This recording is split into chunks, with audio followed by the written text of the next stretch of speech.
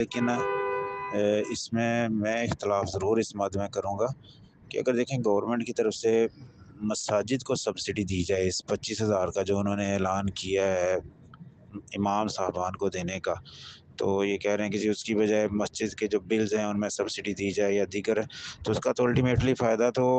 انتظامیہ کو ہی ہوا نا۔ امام تو بیچارہ وہاں کا وہیں رہ گیا،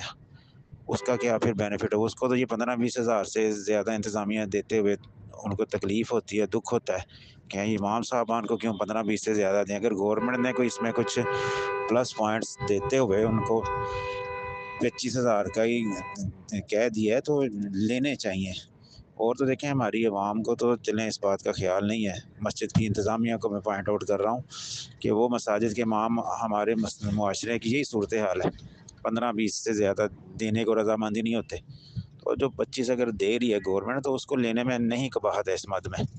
لینے چاہیے، اس مد میں ان کو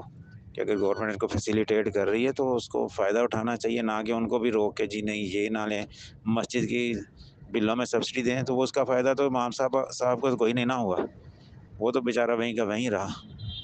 بلوں میں انتظامیہ کو فائدہ ہوا ہے کہ چلیں بل کم ہو جائیں گے، انتظامیہ کو فائدہ ہو جائے گا۔ انتظامیہ میں اچھے خاصے صاحب حیثیت لوگ بھی ہوتے ہیں، تو اس کی بجائے اگر امام صاحب کو اکاموڈیٹ کر دیا جائے تو زیادہ بہتر ہے۔ تو انتظامیہ نہیں اگر کر رہی ہے تو گورنمنٹ کی طرف سے اگر کوئی ایسا ان کو پلس پوائنٹ مل رہا ہے تو اس کو لینا چاہیے، یہ نہیں کہ ایسے ڈینائی کرنا چاہیے نہ لیں، نہیں۔ عوام اگر نہیں دے رہی، انتظامیہ نہیں دے رہی، گورنمنٹ دے رہی تو چلے وہ تو لیں کم از کم، کہ اس سے بھی ان کو پیچھے کر دیا جائے۔ یہ بات، یہ اقدام غیر مناسب ہے۔